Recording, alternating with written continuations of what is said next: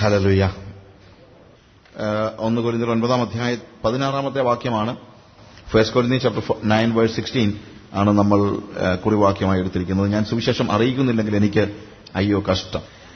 ഞാൻ സുവിശേഷം അറിയിക്കുന്നില്ലെങ്കിൽ എന്റെ ഹൃദയം വേദനിക്കുകയല്ല, ഏതാണ്ട് ഞാൻ നഷ്ടപ്പെട്ടു പോകുന്ന ഒരു സ്റ്റേജ്.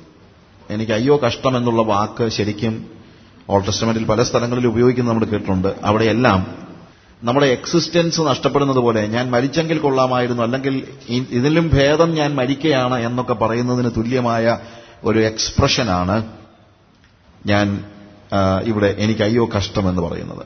യെശയ്യാവിന്റെ പ്രവചനത്തിൽ വരെ നമ്മൾ അതാണ് കാണുന്നത്. എനിക്ക് അയ്യോ കഷ്ടം, ഞാൻ നശിച്ചു. Woe unto me, I am undone.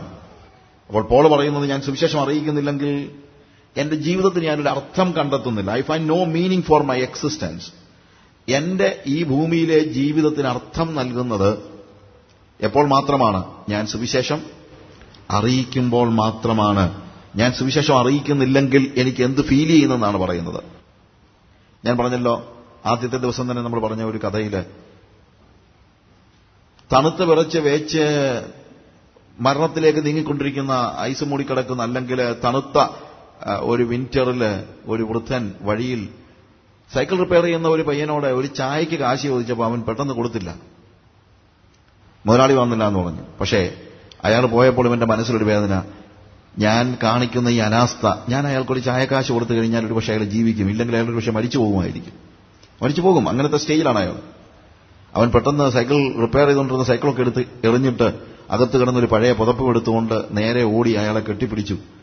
എന്നിട്ട് ഈ പുതപ്പ് അയാൾക്ക് കൊടുത്തിട്ട് പറഞ്ഞു, അമ്മാവാ ഇതാ ചായക്കാശ് എന്ന് പറഞ്ഞ് കയ്യിലുണ്ടായിരുന്ന പൈസ എല്ലാം അയാളുടെ കയ്യിൽ വാരിക്കൊടുത്തു.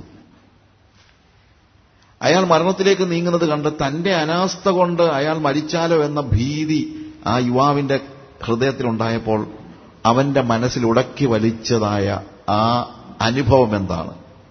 അതായിരിക്കണം നരകത്തിലേക്ക് പോകുന്ന ഓരോ വ്യക്തിയെ കാണുമ്പോഴും നമ്മൾ സുവിശേഷം അറിയിക്കുന്നതിൽ പരാജയപ്പെട്ടാൽ, അല്ലെങ്കിൽ നമുക്ക് സാക്ഷിക്കാനുള്ള അവസരം നമ്മൾ നഷ്ടപ്പെടുത്തുമ്പോൾ നമ്മുടെ മനസ്സിലുണ്ടാകുന്നതായ വേദന. എന്റെ ഹൃദയം പറഞ്ഞു പോകുന്ന ഒരു സ്റ്റേജ്. ഞാൻ എന്തിനാ പിന്നെ ജീവിക്കുന്നത് എന്നുള്ള ഒരു ചോദ്യം. കാരണം യേശു കർത്താവ് നമ്മളെ വീണ്ടെടുത്ത അവസ്ഥ അതുപോലെയാണ്. ഞാൻ നരകത്തിലേക്ക് വേച്ചു പോയിക്കൊണ്ടിരിക്കുന്നതായ സാഹചര്യത്തിൽ സ്വർഗത്തിലിരിക്കുന്ന പിതാവായ ദൈവം പുത്രനായ യേശുവിനെ നോക്കി പറഞ്ഞു, ഇതാ സാജു, അവൻ നരകത്തിലേക്ക് പോകുകയാണ്. നമ്മുടെ സ്വരൂപത്തിലും സാദൃശ്യത്തിലും സൃഷ്ടിക്കപ്പെട്ട നമ്മുടെ മകൻ, അവൻ നഷ്ടപ്പെട്ടുകൂടാ. അതുകൊണ്ട് യേശുവിനെ ദൈവം ഭൂമിയിലേക്ക് പറഞ്ഞു വിട്ടു. ഈസിയായിട്ട് ഞാനിപ്പോൾ നരകത്തിലേക്ക് പോകുന്ന ഒരാളോട് പോയി സുവിശേഷം പറഞ്ഞാൽ മതി. പക്ഷേ യേശുവിനോട് വന്ന് സുവിശേഷം പറഞ്ഞാൽ മാത്രം പോരായിരുന്നു. കാരണം എന്റെയും നിങ്ങളുടെയും ഒക്കെ കാലുകൾ പാതാളത്തിന്റെ ചങ്ങലയിൽ, മരണത്തിന്റെ ചങ്ങലയിൽ, പാതാളം വരെ നീളുന്ന മരണത്തിന്റെ ചങ്ങലയിൽ കിടക്കുകയായിരുന്നു. യേശു വന്നപ്പോൾ അവൻ ആ ചങ്ങല പൊട്ടിക്കണമെങ്കിൽ അവൻ മരിച്ചേ മതിയാകുമായിരുന്നുള്ളൂ. അതുകൊണ്ട് യേശു തന്റെ മരണത്താൽ നമ്മുടെ മരണത്തെ നീക്കി. മരണത്തിന്റെ അധികാരിയായ പിശാചിനെ അവൻ അടിയറവ് പറയിച്ചു. നമ്മളെ സ്വതന്ത്രരാക്കിയാൽ മാത്രമേ അവന് നമ്മളെ കൂട്ടിക്കൊണ്ടു പോകുവാൻ കഴിയുമായിരുന്നുള്ളൂ. അതുകൊണ്ട് അവനൊരു ഭയങ്കര കോസ്റ്റ് കൊടുത്തൊരു വലിയ വില കൊടുത്തു.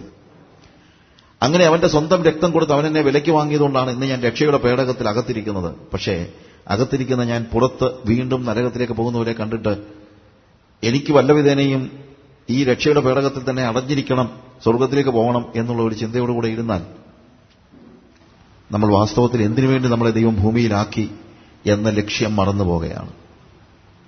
അതുകൊണ്ട് നമ്മുടെ ഈ പഠനത്തിലുടനീളം നമ്മളെ ദൈവം എന്ത് ഉത്തരവാദിത്വം ഫലമേൽപ്പിച്ചിരിക്കുന്നു? ഉത്തരവാദിത്വം ഫലമേൽപ്പിച്ചതല്ല, അതിനപ്പുറത്തായിട്ട് നിർബന്ധം എന്റെ മേൽ കിടക്കുന്നുവെന്ന് പോൾ പറയുമ്പോൾ എന്താണ്? ക്രിസ്തുവിന്റെ സ്നേഹം ഞങ്ങളെ നിർബന്ധിക്കുന്നു. 2 കൊരിന്ത്യർ 5 നമ്മൾ കണ്ട വേദഭാഗം അതാണ്. ക്രിസ്തുവിന്റെ സ്നേഹം ഞങ്ങളെ നിർബന്ധിക്കുന്നു. The love of Christ കൺസ്ട്രെയിനത്ത് me, എന്നെ നിർബന്ധിക്കുന്നു. ക്രിസ്തുവിന്റെ സ്നേഹത്തിലേക്ക് കടന്നു വരുമ്പോൾ, ആ സ്നേഹം എന്നിലേക്ക് പകരപ്പെടുമ്പോൾ, ഇന്ന് രാവിലെ നമ്മൾ പഠിച്ച പ്രധാനപ്പെട്ട ഭാഗം ശരിക്കും പറഞ്ഞു കഴിഞ്ഞാൽ എങ്ങനെയാണ് നമ്മൾ രൂപാന്തരം വരുന്നെന്നുള്ളതാണ്. എങ്ങനെയാണ് രൂപാന്തരം വരുന്നത്? നേരത്തെ നമുക്കിങ്ങനെ മനുഷ്യനെ സ്നേഹിക്കാൻ കഴിയുമായിരുന്നില്ല. ചില ആളുകൾക്ക് രക്ഷിക്കപ്പെട്ട് കഴിഞ്ഞിട്ടാണ് മനുഷ്യനെ സ്നേഹിക്കാൻ കഴിയാത്തത്. പക്ഷേ യഥാർത്ഥത്തിൽ ഒരാൾ രക്ഷിക്കപ്പെടുമ്പോൾ അവൻ ഇന്നലെ ഉണ്ടായിരുന്ന സ്നേഹമല്ല, മറ്റൊരു സ്നേഹമാണ്. ഇന്നലെ ഉണ്ടായിരുന്ന സ്നേഹം സ്വാർത്ഥമായ സ്നേഹമാണെന്ന് ഒരു സംശയമില്ല. ഒരു മനുഷ്യൻ ഭൂമിയിൽ അവന്റെ സ്വന്തം പരിശ്രമം കൊണ്ട് എത്ര പരിശ്രമിച്ചാലും, എത്ര നന്നാകാൻ പരിശ്രമിച്ചാലും മാക്സിമം അവന് ചെന്നെത്താൻ പറ്റുന്നത് ആദാമിന്റെ അത്രയൊക്കെ ഉള്ളൂ. കാര്യം നമ്മളൊക്കെ ആദാമിൽ നിന്ന് ജനിച്ചവരായതുകൊണ്ട് എത്ര നന്നാകാൻ പരിശ്രമിച്ചാലും ആദാമിന്റെ അത്രയും നന്നാകാൻ പറ്റുള്ളൂ. ആദാമിന്റെ നന്നാകൽ എത്രയുണ്ടെന്ന് നിങ്ങൾക്കറിയാമല്ലോ. നീ എന്തിനാണ് പഴം പറിച്ചതെന്ന് ചോദിച്ചപ്പോൾ ഞാനൊന്നുമല്ല, എന്റെ കുറ്റമൊന്നുമല്ല എന്ന് പറഞ്ഞ് പഴിചാരി നീ എനിക്ക് തന്ന സ്ത്രീ തന്നു, ഞാൻ തിന്നുമല്ല, ഇത് എന്റെ കുറ്റമൊന്നുമല്ല എന്ന് പറയുന്നത്. അതായത് പെട്ടെന്നാണ് വലിയ സ്നേഹവും കാര്യം, നീ എന്റെ അസ്ഥിയിൽ നിന്ന് അസ്ഥിയും മാംസത്തിൽ നിന്ന് മാംസം എന്നൊക്കെ പറഞ്ഞാണ്. പക്ഷേ കാര്യം വന്നപ്പോഴത്തേക്ക് അതാണ് ഹ്യൂമൻ ലവ്. മനുഷ്യ സ്നേഹത്തിന്റെ ഏറ്റവും വലിയ പ്രശ്നം ഇതാണ്. കാണുമ്പോഴെല്ലാം ഭയങ്കര സ്നേഹമായിരിക്കും, ഒരുപക്ഷെ യഥാർത്ഥത്തിലുള്ള സ്നേഹം തന്നെയാണ്. ഹ്യൂമൻ ലവ് അത്ര മോശമൊന്നുമല്ല എന്ന് ഞാൻ പറയുന്നൊന്നുമില്ല. കാര്യം ദൈവം മനുഷ്യനെ സൃഷ്ടിച്ചപ്പോൾ അവന്റെ സ്വരൂപത്തിലും സാദൃശ്യത്തിലും സൃഷ്ടിച്ചതുകൊണ്ട് ഹിന്ദു ആയാലും മുസ്ലിം ആയാലും ക്രിസ്ത്യാനി ആയാലും അവന് കുറച്ചൊക്കെ നന്നാകാൻ പറ്റും. കാര്യം അവനിൽ കേടുപറ്റിയതാണെങ്കിലും ദൈവത്തിന്റെ സ്വരൂപവും സാദൃശ്യവും ഇപ്പോഴും ഉണ്ട്, അതിന്റെ കേടുപറ്റിയ ഭാഗത്തിലാണെങ്കിലും. പക്ഷേ അതുകൊണ്ട് ദൈവം ഉദ്ദേശിക്കുന്ന നിലയിലുള്ള ദൈവികതയിൽ വളരാൻ കഴിയത്തില്ല.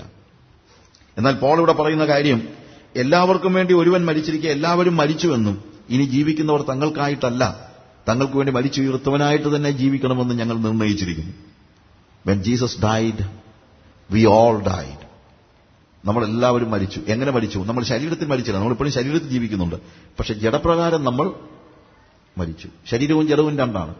ജഡപ്രകാരം നമ്മൾ മരിച്ചു. അതുകൊണ്ട് ഇനിയിപ്പോൾ നമ്മൾ പഴയ ജഡത്തിലല്ല ജീവിക്കുന്നത്.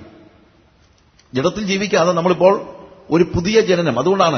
അതുകൊണ്ട് ക്രിസ്തുവേശുള്ള ഒരുവൻ ക്രിസ്തുവിലായാൽ അവൻ പുതിയ സൃഷ്ടിയാകുന്നു.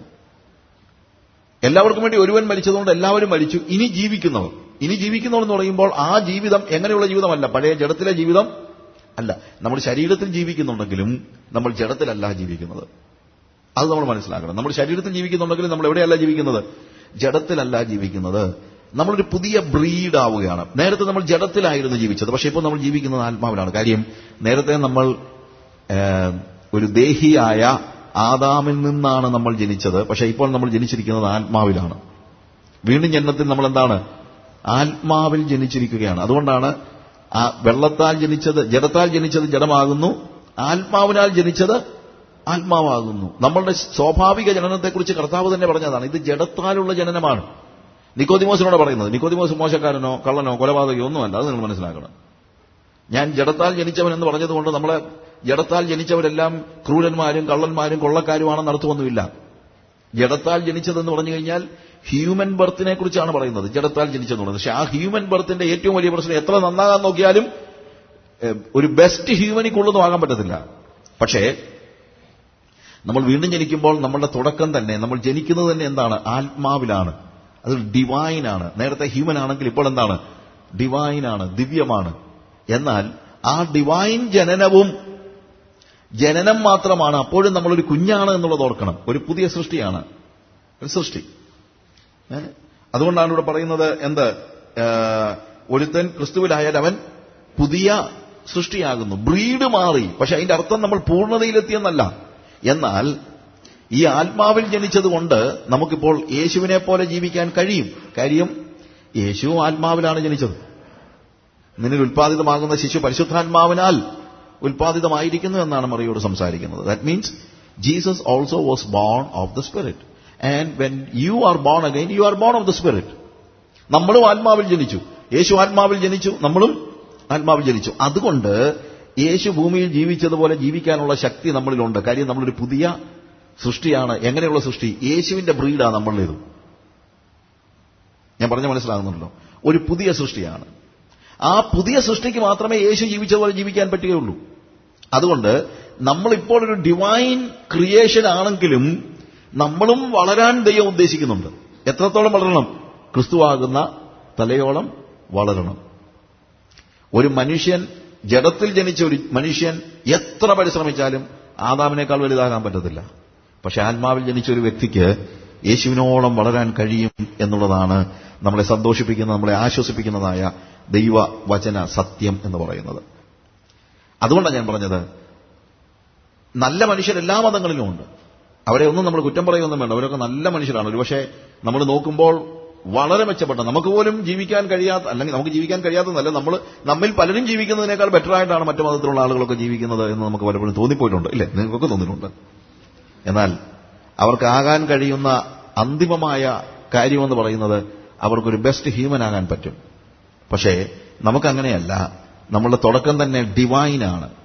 The least divine is better than the most human. അത് നമ്മൾ മനസ്സിലാക്കണം. അവരുടെ മാക്സിമത്തിൽ നിന്നാണ്, അതിനും അപ്പുറത്ത് നിന്നാണ് നമ്മൾ തുടങ്ങുന്നത് തന്നെ. അതുകൊണ്ട് നമുക്ക് യേശുക്രിസ്തുവിനോളം വളരാനുള്ള പോസിബിലിറ്റി ഉണ്ട്. ഇതാണ് നമ്മൾ രാവിലെ പറഞ്ഞതായ കാര്യം. അങ്ങനെ നമ്മളൊരു പുതിയ സൃഷ്ടിയാകുമ്പോൾ ആ പുതിയ സൃഷ്ടിയുടെ ഏറ്റവും വലിയ പ്രത്യേകത അവനായി തന്നെ ജീവിക്കുന്നില്ല. അതുകൊണ്ട് എല്ലാവർക്കും വേണ്ടി ഒരുവൻ മരിച്ചിരിക്കുക, എല്ലാവരും മരിച്ചു എന്നും ജീവിക്കുന്നവർ ഇനി തങ്ങൾക്കായിട്ടല്ല. ഇത് പോളിന്റെ നിർണയമാണെന്നാണ് എഴുതിയിരിക്കുന്നത്. നിർണയം. പോൾ പറയാണ്, ഒരു റെസല്യൂഷൻ പറയാണ്, എല്ലാവർക്കും വേണ്ടി ഒരുവൻ മരിച്ചിരിക്കെ, എനിക്ക് വേണ്ടി യേശു മരിച്ചിരിക്കെ, ഇനി ഞാൻ ജീവിക്കുന്നു. ഞാനിത് വ്യക്തിപരമായി പറഞ്ഞാൽ, ഇത് ഒരു കോമൺ സ്റ്റേറ്റ്മെന്റ് നമ്മളിലേക്ക് ഇറക്കിക്കൊണ്ടിരിക്കുകയാണെങ്കിൽ, എനിക്ക് വേണ്ടി യേശു മരിച്ചിരിക്കയാൽ ഇനി ജീവിക്കുന്ന ഞാൻ, ഇനി എങ്ങനെയാണ് ജീവിക്കുന്നത്? ജഡത്തിലല്ല, പ്രത്യുത ആത്മാവിലാണ്. ജീവിക്കുന്നവനായ ഞാൻ എനിക്കായിട്ടല്ല, എനിക്ക് വേണ്ടി മരിച്ചുയർത്തവനായ യേശുവിനായിട്ട് തന്നെ ജീവിക്കുന്നു. ഈ സത്യം നമ്മൾ തിരിച്ചറിയണം. അപ്പോഴാണ് യേശുവിൻ, ഞാൻ ഇന്ന് രാവിലെ പറഞ്ഞ കാര്യമുണ്ട്. രാവിലെ ഒരു 4 കാര്യം ഞാൻ പറഞ്ഞായിരുന്നു. 1 യോഹന്നാൻ 4-ാം അധ്യായത്തിന്റെ 9-ാം വാക്യത്തിൽ നാം അവനാൽ ജീവിക്കേണ്ടതിന് ദൈവം തന്റെ പുത്രനെ ലോകത്തിലേക്ക് അയച്ചു എന്നാണ് പറയുന്നത്. അതായത് that we might live through him. നമ്മുടെ തുടക്കം അവിടെയാണ്. യേശു ഭൂമിയിലേക്ക് വന്നത് നമുക്ക് ജീവൻ ഉണ്ടാകുവാൻ, സമൃദ്ധിയായിട്ടുണ്ടാകുവാൻ, നമുക്ക് ജീവൻ നൽകാൻ. എങ്ങനെ? എനിക്ക് സ്വന്തമായിട്ട് ജീവൻ ഉണ്ടാക്കാൻ കഴിയില്ല. ഞാൻ പറഞ്ഞില്ല, നമ്മൾക്ക് രക്ഷപ്പെടുകയല്ല, രക്ഷിക്കപ്പെടുകയാണ്. കാരണം നമുക്ക് തനിയെ രക്ഷപ്പെടാൻ ആർക്കും കഴിയത്തില്ല. രക്ഷിക്കപ്പെടുകയാണ്. എന്നതുപോലെ എനിക്ക് തനിയെ ജീവൻ പ്രാപിക്കാൻ പറ്റത്തില്ല. അങ്ങനെ മുളച്ചു വരുന്നൊരു സാധനമല്ല ഈ ജീവൻ. പ്രത്യുത അതിക്രമങ്ങളിലും പാപങ്ങളിലും മരിച്ചിരുന്നവരായ നമ്മയും അവനോടുകൂടെ ഉയിർപ്പിച്ചു, ജീവൻ നൽകി. ഇത് ലഭിക്കുന്ന ജീവനാണ് ത്രൂ ഹിം, യേശുവിലൂടെ.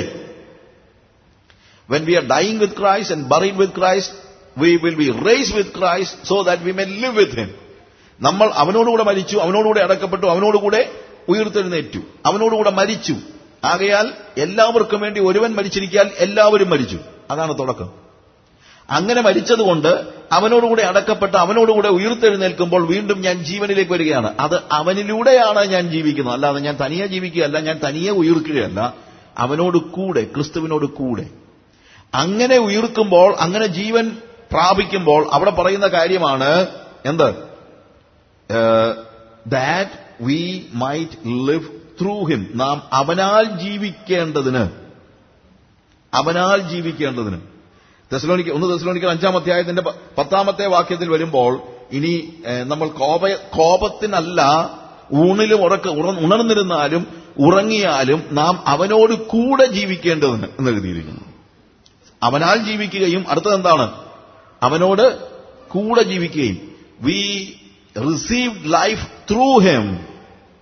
അവനിലൂടെ നമ്മൾ ജീവൻ പ്രാപിച്ചു. ആ ജീവൻ എന്തിനു വേണ്ടിയാണ് പ്രാപിച്ചിട്ട്? നമുക്ക് നമ്മുടെ ജീവിതം ജീവിക്കാൻ വേണ്ടിയല്ല, അവനോട് കൂടെ ജീവിക്കേണ്ടതിന്. എപ്പോഴൊക്കെ? ഉറങ്ങിയാലും ഉണർന്നിരുന്നാലും. എന്താ അതിന്റെ അർത്ഥം? ഒരു സ്പ്ലിറ്റ് സെക്കൻഡിന്റെ പോലും ബാക്കിയില്ലാതെ നമ്മൾ എന്ത് ചെയ്തേ പറ്റുള്ളൂ? പൂർണ്ണമായും അവനോട് കൂടെ നടന്നേലേ, ജീവിച്ചെങ്കിലേ പറ്റുകയുള്ളൂ. അങ്ങനെ we start living with him. അവനോട് കൂടെ ജീവിക്കുന്നു. അവനോട് കൂടെ ജീവിക്കുമ്പോൾ ആർക്കു വേണ്ടിയാണ് ജീവിക്കുന്നതെന്നാണ് ഇവിടെ പറയുന്നത്. എല്ലാവർക്കും വേണ്ടി ഒരുവൻ മരിച്ചിരിക്കുക, എല്ലാവരും മരിച്ചു എന്നും ജീവിക്കുന്നവർ തങ്ങൾക്കായിട്ടല്ല, തങ്ങൾക്ക് വേണ്ടി മരിച്ച ഉയർത്തവനായിട്ട്. We live for him. അവന് വേണ്ടി ജീവിക്കുകയാണ്. ഇനിയിപ്പോൾ ജീവിക്കുന്നത് എനിക്ക് വേണ്ടിയല്ല, പിന്നെ ആർക്കു വേണ്ടിയാണ്? യേശുവിന് വേണ്ടിയാണ്. യേശുവിന് വേണ്ടിയാണ് ജീവിക്കുന്നത്. അതാണ് നമ്മൾ അടുത്തതായി V might live for him. അവന് വേണ്ടി ജീവിക്കുന്ന അവസ്ഥ. എന്നാൽ അവന് വേണ്ടി ജീവിക്കുന്നതാണ് എങ്കിലും ഒടുവിൽ നമ്മൾ മനസ്സിലാക്കുന്ന ഒരു കാര്യമുണ്ട്.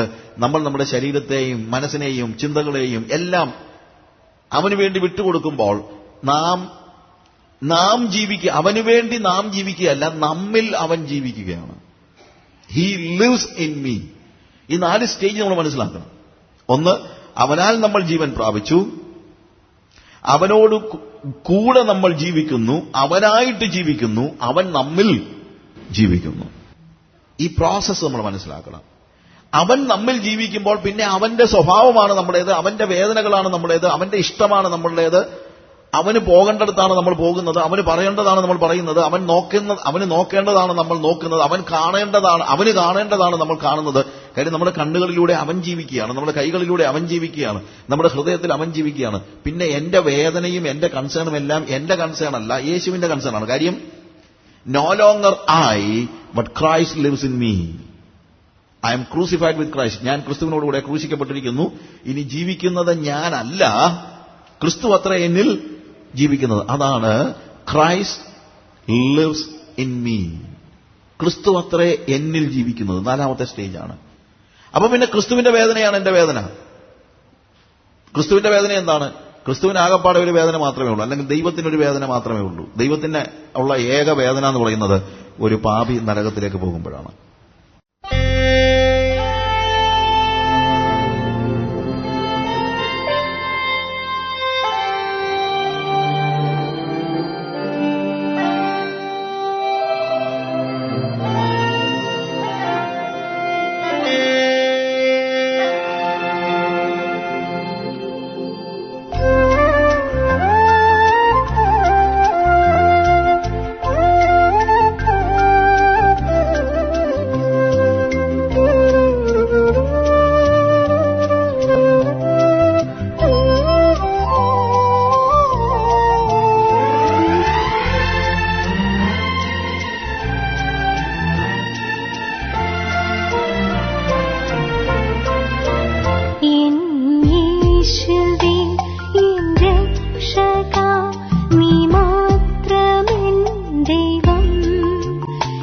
ദൂര